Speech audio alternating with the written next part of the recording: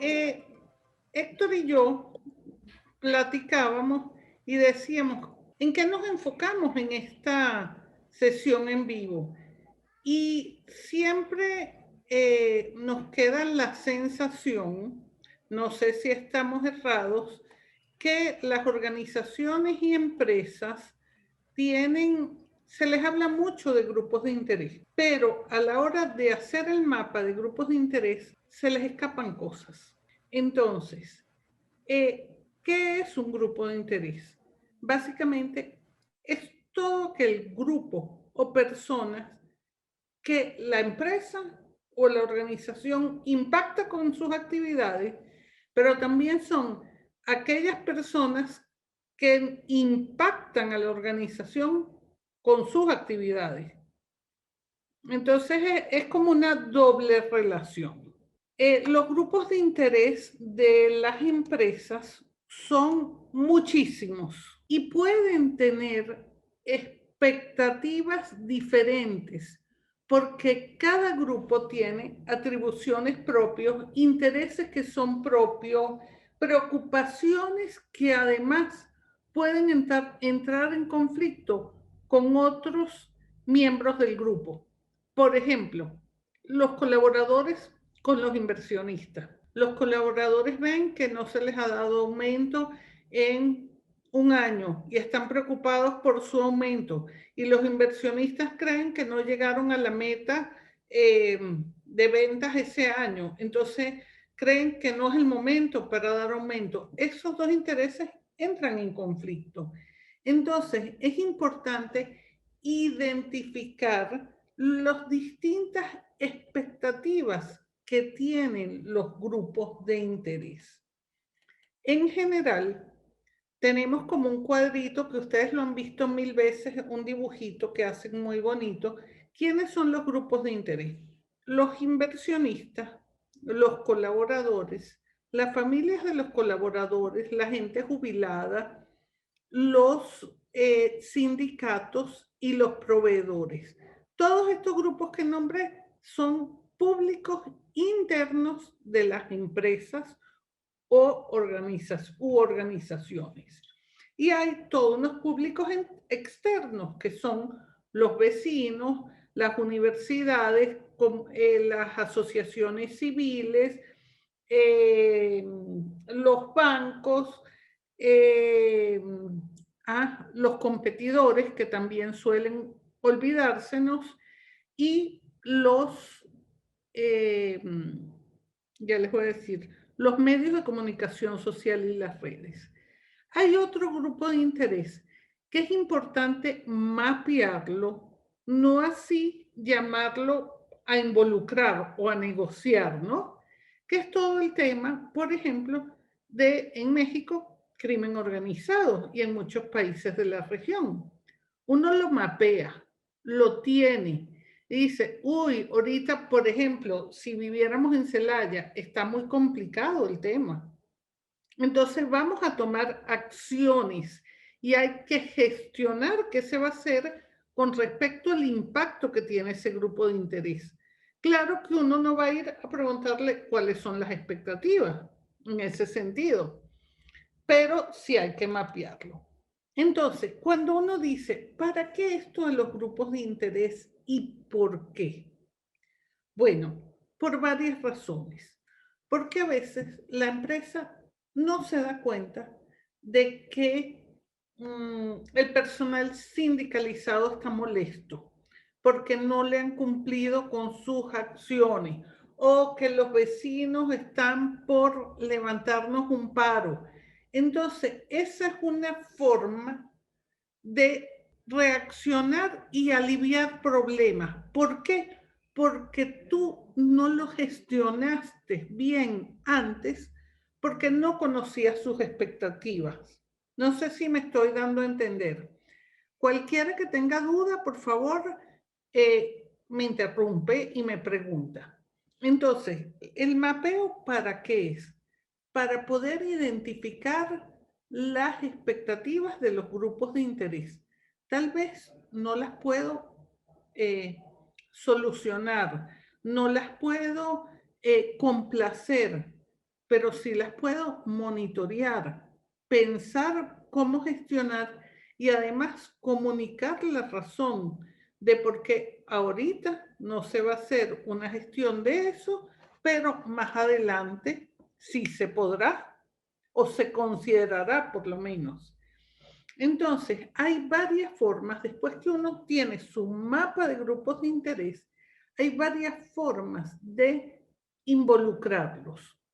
Ojo, mucha gente que no tiene experiencia, y esto es importante que les quede bien claro a ustedes que tienen este diplomado con gran cantidad de contenido, dicen que hay que llamar a diálogo con los grupos de interés. Cuidado, el diálogo se puede llamar en un momento dado, pero nosotros dentro de nuestra organización ya tenemos como muchas información de qué está pensando o cuáles son las expectativas de cada grupo de interés.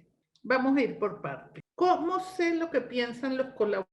Hay algunas, bueno, hay algunas empresas que tienen encuestas hacia los empleados para valorar cómo perciben ellos el ambiente de trabajo y, bueno, obviamente varias áreas que van midiendo dentro de la encuesta.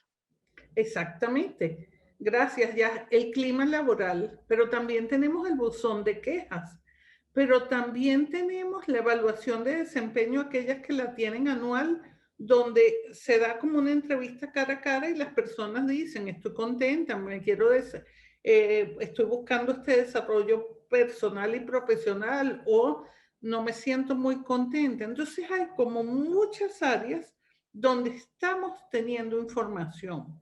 Con los proveedores, igual. Tenemos un portal de proveedores, algunas empresas, también tenemos las órdenes de compras o un correo que nos está diciendo, miren, yo estoy molesto porque realmente mi pago se está atrasando. Entonces, en toda empresa, de todos los grupos de interés, tenemos información valiosa. ¿Cuándo nosotros vamos a gestionar esto? Siempre la relación con los grupos de interés, la estamos gestionando cotidianamente. ¿Para qué? Para o aliviar problemas, como dice la lámina acá en la parte de abajo, o para identificar y manejar un riesgo, o para establecer una dirección estratégica o por una experiencia operacional. Cada una de estas razones de involucramiento responde, digamos, a una situación. Cuando yo quiero aliviar problemas, yo reacciono. Digamos, me estalló una huelga en el sindicato. Me tengo que sentar a hablar con el sindicato sí o sí, porque tengo la huelga en ciernes, ¿no? Entonces, vamos a ver cómo negocio. Pero de repente yo tengo un tema que he oído mucho a las madres jóvenes que están como un poco decepcionadas de, no sé, el ambiente laboral porque no hay un lactario o no se les está cumpliendo su eh, tiempo de maternidad. Bueno, yo me puedo sentar a hablar con el grupo de mujeres y prever eso. Y además que me ayuden un poco a la decisión. Miren, y ustedes han visto que aquí en esta fábrica hay algún lugar higiénico para establecer el lactario. ¿Cómo quieren? ¿Ustedes prefieren la media hora o cómo vamos a hacer esa negociación? Entonces, ahí estoy identificando y manejando un posible riesgo, ¿verdad? También puedo dialogar para pensar como en temas estratégicos. Por ejemplo, uno que está de moda hoy, la prohibición del plástico de un solo uso. Y yo soy el dueño de una fábrica de popotes, de bolsitas, plásticas, todo de un solo uso. Entonces, yo hablo con mis clientes, los llamo a dialogar para ver cómo ven ellos el futuro de sus negocios. Ni siquiera les estoy preguntando el mío. Entonces, veo que mis clientes dicen, oh, la mayoría estamos buscando la sostenibilidad y estamos cuidando el ambiente. Ese diálogo es estratégico. ¿Por qué? Porque entonces yo tengo que empezar a hablar con las universidades para lograr la innovación y tener una experiencia operacional para ver si incorporo algún otro tipo de material. ¿Les quedó claro hasta acá, verdad? Sí, muy claro. Sí, Gracias, Hatsi. ¿Cómo estás? muy bien. Antes de involucrar, nosotros debemos tener claro, y lo dije en la lámina, pero acá lo quiero reforzar, ¿para qué vamos a llamar a diálogo? ¿Por qué? Porque imagínense si yo llamo a diálogo a todos mis proveedores y los siento en una sala de juntos y les digo, ¿qué quieren ustedes? ¿Qué me van a decir todos? Pero en grito, que nos pagues a los 3 días que metimos la factura. Creo que en vez de algo beneficioso, como empresa, tomé un riesgo innecesario. Entonces, ¿para qué voy a involucrar? ¿Por cuánto tiempo? ¿Dónde? ¿Y cuál es el alcance de ese involucramiento? Eso es importante. Otro tema muy importante, y esto es importantísimo que lo tengan claro ustedes, es el momento donde yo voy a llamar a diálogo. No es siempre, ¿ok? Yo voy a llamar a diálogo cuando yo identifico, cuando yo estoy haciendo mi priorización de grupos de interés y yo veo que hay un grupo de interés que tiene un alto potencial de cooperar con mis metas, pero igualmente tiene un alto potencial de amenaza de mis operaciones. ¿Qué quiero decir con esto? Vean esto. Hace muchos años, yo trabajé en un centro ferial. En México hay 8 centros feriales, son las Expo grandísimas. Y el personal de intendencia decía en una focus group que hicimos para ver cuáles eran los temas que les interesaban a los colaboradores internos. Y la señora de intendencia decía, bueno, yo no sé cómo es en otras empresas, pero en la Expo el personal de intendencia es más importante que los directivos. Y todo el mundo decía, y estaban presentes varios directivos. Y todos volteamos y nos llamó la atención. Y estábamos moderando 2 personas y les dijimos, explícanos un poco más. Y ella nos explicó, miren, si ustedes quieren montar una expo, nos necesitan. Pero si quieren bajarla, también nos necesitan. Si todos los directores se fueron de viaje o están de vacaciones, no pasa nada. Pero si nosotros todos tomamos vacaciones ese día, no viene la nueva exposición. ¡Wow! Cuando ella dijo aquello con mucha claridad, pero con mucha inocencia, nosotros decíamos, realmente la verdad, si esta señora, si el personal sindicalizado se para el centro ferial. Entonces era precisamente una persona que tenía un alto potencial de cooperación, pero también podía representar en un momento dado una amenaza. Desde ese día, en las reuniones de recursos humanos, siempre se les consideró un lugar especial para ellos. Las mesas, ellos mismos intentaban como aislarse un poquito, sentarse un poco separados. Entonces hubo un acuerdo con dirección y todos de mezclar la gente, llevar la comunicación más democrática, participar, invitarlos a los eventos, darles ciertas entradas gratuitas para las familias. ¿Por qué? Porque realmente las exposiciones dependían de su buen trabajo, ¿no? Entonces, este es un caso donde les pongo la razón de involucrar. Las que trabajan en minería saben que las comunidades son importantes, pero ¿con quién puedo entonces? Las comunidades, un público prioritario en la minería. ¿Cuál es un público entendido? Tal vez el representante del municipio, párroco del pueblo, es un público que entiende. Pero ¿quién es un público influyente? Por ejemplo, los, ¿cómo se llaman aquí? Los legisladores municipales, el líder del sindicato, el líder comunal, es un público que puede ayudarme. ¿Quién es un público neutral?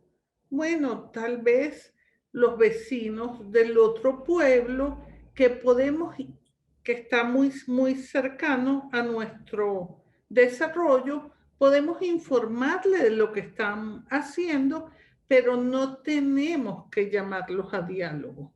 No sé si me doy a entender. Entonces, si ustedes después, y Ana, en el curso, las que han llegado a ese curso, lo pone con números. Ella les pide unas tablas y que numeren cuáles son sus grupos de interés que tienen más poder y que representan una mayor amenaza. Y al final, ella les dice, establezcan prioridades. Esta es otra forma de establecer una priorización de grupos de interés para ver cuándo es importante y a quiénes nosotros vamos a llamar a diálogo o vamos a tener una comunicación más cercana porque hace falta.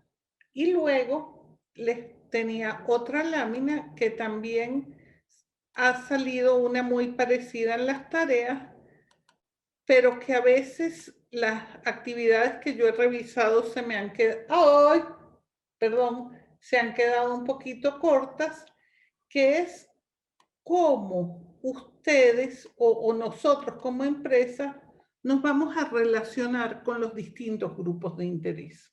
Entonces, a veces nosotros sacamos desde carteles, en las empresas ponemos carteles, tenemos buzones de sugerencias, comités de quejas, y la mayoría se han quedado en tres, como formas de comunicación. Y entonces se están perdiendo la riqueza de información que tienen otros canales de comunicación que usan ya la empresa, ¿no? Entonces, esta era como todas las formas de relacionamiento que pueden tener con los distintos grupos de interés. Y ahora les cedo la palabra a ustedes para que me digan si tienen dudas, si quieren profundizar en algo, tienen algún tema con los comentarios, o Héctor, que quieres ampliar en algún tema tú más de tiempos y de todos esos temas. Yo prefiero que ustedes comenten primero y al final nos ponemos de acuerdo sobre la siguiente sesión y sobre el tema de la siguiente sesión, para no interrumpir tu exposición. Bueno, yo nada más una consulta. ¿Esta presentación nos las van a compartir? Sí. Ahorita mismo la subo, ya. ¿Va? La subo en okay. 5 minutos, está ahí arriba. De acuerdo, ok, gracias. No, pues la verdad es que a mí me quedó mucho más claro el cómo poder identificar a estos grupos que pues son bien importantes para nosotros, ¿no? Y una cosa que no dije ya, sí, qué bueno que dijiste eso para yo darme cuenta que me estaba comiendo algo. Tú no puedes pensar, ustedes en general, todos, a veces ponemos colaboradores. Y es mentira que los colaboradores es una masa homogénea. Ujú, ¿Por qué? ujú, Porque los colaboradores tenemos a los gerentes, tenemos al personal administrativo, tenemos al personal obrero, al outsourcing, o al sindicalizado, y así nos vamos por todas las ramas de los colaboradores. También tenemos dentro de todas estas divisiones administrativas, y lo voy a decir rapidito, las mujeres, los hombres, aquellas personas que tienen preferencias sexuales diferentes, los deportistas, la gente de más edad. Entonces, también tienen ahí, dentro de esos grupos, una gran cantidad de gente. Entonces, es importante cuando uno va a llevar una relación con los colaboradores, identificar a qué público le está hablando para que tu gestión y tus esfuerzos y tus programas y actividades vayan más de la mano y logres mayor eficiencia en el impacto ya del programa o de la actividad que quieres llevar a cabo. Yo recuerdo una empresa que admiro muchísimo, de verdad la admiro mucho, y llevo años dando consultoría. Y yo veía que la gente, a mí me daba como impresión, mira, pagaban bien, daban estabilidad, tenían prestaciones más arriba de la ley, pero por mucho, daban estudios, y los jóvenes no estaban como conformes. Y tú siempre los veías como... ah.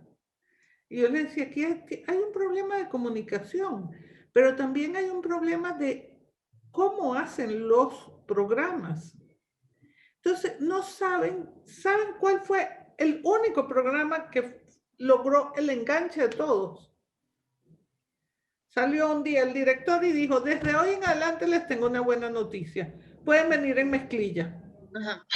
Eso sí, que los pantalones no estén muy rotos, porque no pueden venir con pantalones tan rotos. Entonces, pero pueden venir en mezclilla. ¡Wow!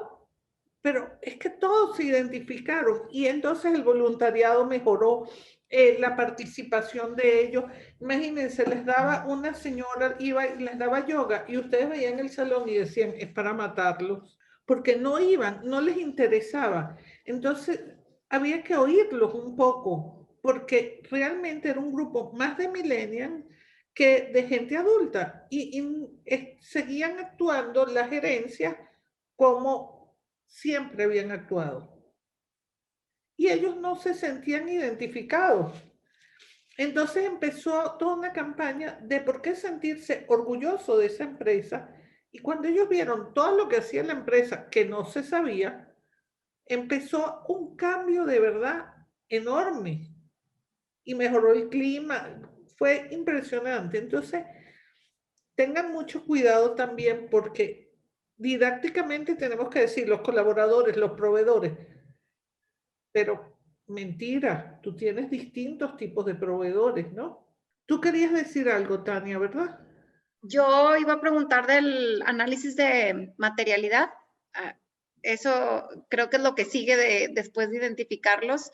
Eso a mí sí, fíjate que donde yo trabajo lo tenemos, pero nunca me ha tocado hacerlo, nada más lo he visto. Y es uno global, ¿no? O sea, no se hace por región, ni por país, ni por negocio, ¿no? Entonces, eso me gustaría ver cómo se conecta, porque sí en el video ponían los puntitos y todo esto, pero sí lo sentí un poco más, pues, más complicado, más técnico. Ok, esto se conecta con la materialidad, pero son dos cosas distintas. La materialidad es identificar los asuntos importantes que sí o sí la empresa tiene que gestionar para garantizar la continuidad de sus operaciones, ¿ok? Yo entiendo, Tania, y lo entiendo muy bien porque yo trabajo en muchas empresas como tú, y la materialidad que viene de afuera. Entonces, ¿qué pasa? La mayoría de las empresas globales tiene como unas regulaciones de las bolsas de valores que te califican por el desempeño ESG. En español es ASG, ambiente, social y de gobernanza. Entonces, esas calificaciones tienen unos temas que tú tienes que tocar. Básicamente, ¿cuáles son? Y ustedes los vieron en S8000 y ISO 26000. En social, bueno, no violes los derechos humanos, respeta los estándares laborales, da condiciones de salud y seguridad, cumple con horarios, trata de desarrollar a la comunidad, no le viole sus derechos humanos llenándola, por ejemplo, de polvo o contaminando el agua. Entonces, eso es lo social. En ambiental, reduce el agua, vete a las energías renovables, vamos a ver cómo disminuyes emisiones de gases invernadero. Y en gobernanza, viene siendo todo aquello de cumplimiento legal, rendición de cuentas, transparencia y todo lo que viene siendo propio del gobierno corporativo, ¿ok? Ok. Entonces, eso me fui. Ajá, Una dime. pregunta rapidísima. Ahí viene también todo el tema de lo de ética Sí. Ok, gracias. Y el canal de apelación también viene ahí, Yasmín, en gobernanza. Entonces, ¿qué pasa para las empresas globales? Y ya les voy a aterrizar en una que no sea global. Aunque muchos de ustedes están en global, otros no. Ellos, de acuerdo a los grandes temas de la humanidad, dicen, esta es la materialidad de la empresa. ¿Cuál es vamos a llamarlo error, entre comillas, de las localidades? Que no se analiza el contexto de las distintas localidades. Entonces, por ejemplo, en México te dicen, hay que ahorrar el agua 10%. Guadalajara lleva 3 meses sin agua. Entonces, más bien hay que ver cómo se mejora la captación de agua de lluvia, cómo se buscan otras fuentes de agua, porque la realidad de este, por lo menos de este estado, es que no hay agua. Entonces, eso es, yo entiendo lo de los globales, pero cada unidad operativa debería tener sus temas materiales, relacionados, por supuesto, con el corporativo. Muchos de ustedes en sus trabajos yo les he puesto unos comentarios así. Oigan, es que está muy bien lo que ustedes están haciendo, pero los veo un poco desconectados de su corporativo, porque ahí también es importante que haya un involucramiento y un diálogo. Y que las políticas, ¿quién te dirige las políticas? ¿Quién forma el gobierno corporativo? El corporativo. Y si nosotros estamos en Michoacán, en Morelos, en Ciudad de México, ellos nos tienen que, digamos, dictar esas políticas, pero también tienen que oír nuestros temas materiales. Entonces, recogiendo y volviendo a resumir para tratar de apoyarte tu pregunta. ¿Qué es un tema material? Lo que sí o sí la empresa tiene que gestionar para sus operaciones. Entonces, idealmente una empresa no puede tener 20 temas materiales porque no hay presupuesto que te aguante. Se usa una tabla igualita para la materialidad. Aquí se pone en el eje de la izquierda qué es lo importante para la alta dirección. Y en el eje de abajo se pone cuáles son las expectativas de los grupos de interés. Entonces ahí se une todo. Y solo los asuntos que queden en el eje superior derecho son los asuntos materiales que la empresa va a gestionar y les va a asignar responsable, les va a asignar presupuesto y una fecha para cumplirlos. Porque si no lo gestionan, les van a estallar los riesgos en la cara. O se va a quedar sin agua, o va a haber, no sé, paros, o no va a poder, no está cumpliendo las leyes y los van a multar. Entonces, esos son los temas. Idealmente, debes tener de los tres: social, ambiental y de gobernanza. Más o menos te quedó claro, Tania. Sí, sí, aquí estoy. Okay. Sí. Igualito en la materialidad, estos los vas a gestionar, pero tú te vas a estar fijando en estos porque estos pueden cambiar. Y la materialidad debe hacerse por lo menos cada 2 años. Okay. Tanto el mapa de grupos de interés como la materialidad son documentos vivos. No, y de hecho creo que tengo que meterme a analizar el de mi compañía, ¿no? O sea, porque lo tenemos, sé que está ahí, es mi evidencia para el distintivo de empresa socialmente responsable, pero pues es un documento pues bastante extenso que, y como dices, como está vivo va cambiando y hay que prestarle como atención, ¿no? Yo no lo vi, yo traté de meterme para bajar tu informe de sostenibilidad Ajá. y no lo encontré. Ok, lo busco y te lo comparto. Porque a mí digamos, me gustan todas las áreas, pero si ustedes a mí me preguntan, ¿dónde eres la especialista? Es en la rama de tu empresa. Ah, sí. Qué bueno. Entonces, sí lo busco porque y hay otra cosa que se me olvidó y discúlpenme. Los temas materiales de cada industria, ya hay metodologías globales que te dicen, son estos.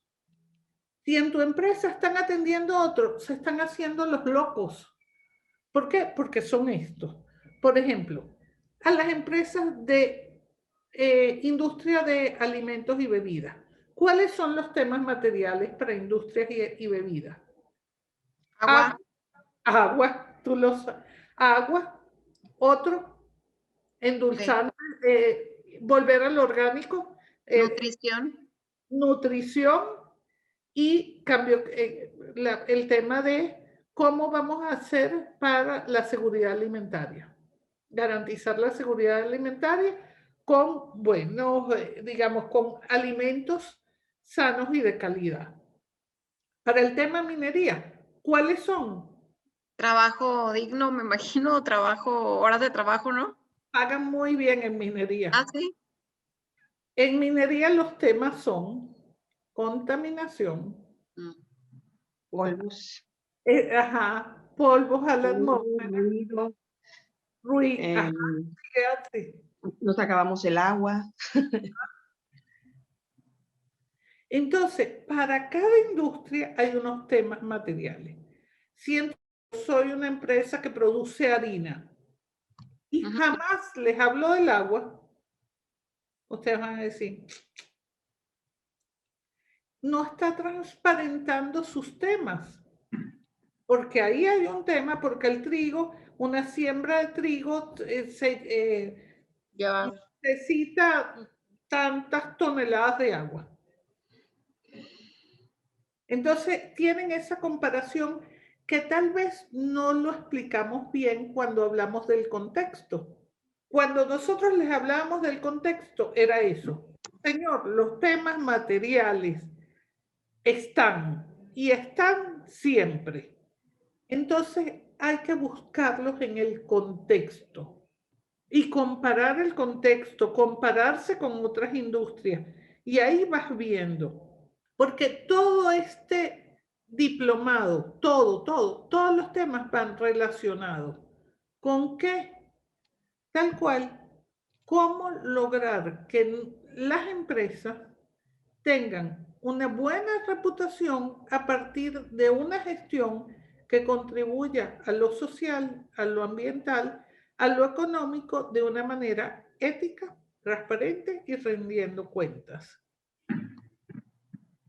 Por ejemplo, es el tema no de Tania, sino de muchas empresas. Están los informes de sostenibilidad. Búscalos en la página. ¡Wow! ¡Qué difícil!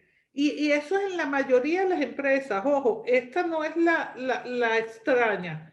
Entonces, buscarlos es todo un tema. Y hay que descargarlos y no sé qué. Y entonces te piden un correíto y tú los das y tú dices, mira, ya que lo hiciste, lánzalo. Te acabo de compartir, Inés, el de Bunge. Está con una gráfica, como una infografía. Está interesante si lo quieres mostrar como uno real. Sí, yo creo que el real, a mí me parece maravilloso que lo comparta, pero creo, Tania, que cada integrante por su giro debería leer uno de su giro para que vieran bien cómo es todo. Por ejemplo, Atsi hizo, a mí me gustó mucho su trabajo, la comparación con los competidores de Atsi fue muy buena, porque ella decía, y entonces de ahí yo le decía, porque en ese momento hablamos mucho, y yo le decía, ¿y qué viste? Y me decía, no, ya yo tengo como un panorama de la industria. Yo después te voy a compartir de tu industria varias. Sí. ¿Por dónde lo compartiste? ¿Por el WebDeck? En el chat de la sesión. Yo ahorita no lo veo, pero Héctor sí, ¿verdad? Héctor, te lo copio en el WhatsApp. Exacto, porque yo no lo veo. Yo estoy como Yasmín, que veo unas cosas y otras no. Yo creo que es por la compartir. Mira, no puedo compartir mi pantalla para enseñarte. Tú, Héctor, compártela y enséñanos el gráfico. Tienes que dejar de compartir la tuya, Inés, y podemos compartir. Ya va, es que ahorita tengo mi pantalla como muerta. Ya voy. No pasa nada, si no yo lo deshabilito aquí rapidito. ¿No? Ya pude. Ok. Tania, ya deberías poder. Ok, lo comparto yo, perfecto. Pero Inés volvió otra vez. ¿Otra vez? Sí. ¿Y cómo me deshabilito? Es que no. ¿Dejar de compartir? No veo los mandos. Yo lo hago, dame un segundito y te dejo. Ok, vamos a esperar un segundo a ver si ya... Ya no se ve. Ok, voy a compartirlo yo por si acaso. ¿Era esto lo que querías compartir, Tania? Sí, mira, ahí vienen los stakeholders. Yo me imagino que esto es un resumen porque yo lo había visto esto en una tesis, ¿no? Pero esto es los stakeholders, los inversionistas, los clientes, proveedores, medios de comunicación, industry peers, NGOs y empleados, y luego están ahí la materialidad. Y está alineado a los ¿cómo se llama? Los objetivos de desarrollo sostenible. Entonces está como deforestación, calidad de producto y seguridad, trabajo decente y relación con proveedores, agua, emisiones y energía, derechos humanos, trazabilidad y corporate governance, que es la otra parte. Entonces ahí está lo que decías, medio ambiente, gobernanza, ¿y cuál es el tercero? Social. Social, ajá. Que lo tienen proveedores. Derechos humanos, proveedores. En proveedores lo tienes y en derechos humanos. Ujú. Es que es así. Y fíjate que no son más de 8, una empresa tan grande. Entonces, ¿qué hacen precisamente? Este es el del corporativo. Ujú. Ahora, ¿cuál debería ser el papel de acá, de México? ¿Cómo traerme estos a México? Tengo impacto en estos, pero ¿de qué forma? Porque, por ejemplo, una de las grandotas donde yo trabajo, les pusieron a reducir el agua un 10%. Y oigan, ellos están en San Juan del Río donde no hay agua y pagan pipas para operar. Entonces, imagínense lo que significa poder cumplir con el objetivo de reducción del agua. Y Cuando, tienen lo mínimo indispensable. exacto, cuando ellos deberían estar más bien haciendo captación de agua. Ujú, ujú. Y la empresa, esa misma, en otras localidades, devuelve tanta agua al suelo que está por encima de los niveles freáticos permitidos. Entonces tú dices, y les están pidiendo reducir el agua. Ujú. Entonces, ese es el trabajo que hay, tanto de cómo aterrizas los objetivos globales en tu empresa a, por ejemplo, las que trabajan en minería y están en unidades de producción, cómo logras que todos estos temas corporativos tengan sentido en tu unidad cuando los problemas son otros. Ujú. Porque los problemas son el presidente elegido, temas con proveeduría local, entonces se vuelve complicado. No, y ahorita, por ejemplo, me imagino que fue hecho el año pasado o antepasado, si es cada 2 años, pues no viene el tema tanto de salud, ¿no? O sea, ahorita ya va a tomar como en el análisis de materialidad de todas las empresas, salud, COVID, vacunación, acceso a hospitales, no sé. Bueno, hablando de eso, Héctor da un curso de gestión de riesgos que tiene mucho que ver con materialidad y precisamente él dice que el tema de la salud estaba en los mapas de riesgo desde hace 12 años. 2 años, perdón. Como algo que iba a suceder. Y como no vemos esos mapas, las empresas no tomaron previsiones. Ni nadie. Nada. ¿Algún otro comentario que tengan? ¿Alguna inquietud? No. Cristina, tú. Desde lejos hay un país que a mí me gustó mucho lo que hizo y muchos han justificado su actuación y lo que lograron hacer con el COVID gracias a que son una isla y son chiquitos. Pero bueno, hay islas que están muriéndose un gentío, ¿no? Si ven el caso de Nueva Zelanda, es impresionante cómo manejaron el COVID. Hoy en día, si tienen amigos o amigas en Nueva Zelanda, pregúntenles cómo están o busquen un chat donde puedan hablar con gente de Nueva Zelanda. Allá no se conoce la pandemia. O sea, la gente vive como si la pandemia no hubiera pasado. Hubo medidas muy estrictas y en esas medidas estrictas el gobierno de Nueva Zelanda estaba preparado para asumir los gastos de toda la población durante cierto tiempo. Entonces le dijeron a todo el mundo, paren sus actividades económicas, seas quien sea, para. Y yo te voy a pagar todo ese mes para ti y tus colaboradores. Allá no hay pandemia. Entonces también esta idea de que nadie se preparó no es tan certera y vale la pena saberla porque quienes se prepararon no tuvieron las pérdidas que estamos teniendo en términos de vida, en términos económicos, en términos sociales. Entonces, es impresionante. Un poco lo que comparto en ese curso, les voy a dejar el video del curso, pronto también estaré haciendo uno aquí en vivo. Es que quienes se prepararon no necesariamente necesitaron una inversión enorme para esa preparación. Hay riesgos para los cuales necesitas hacer no una inversión, sino un fondo, por ejemplo. Necesitas establecer un fondo, nada más es eso, y una planeación buenísima, pero puede que ese dinero nunca lo gaste. Entonces la preparación en ese sentido no es algo que salga costoso. Y quien sí se prepara es impresionante la diferencia que hay con quienes nos agarra desprevenidos, como el caso de México y el COVID, pues.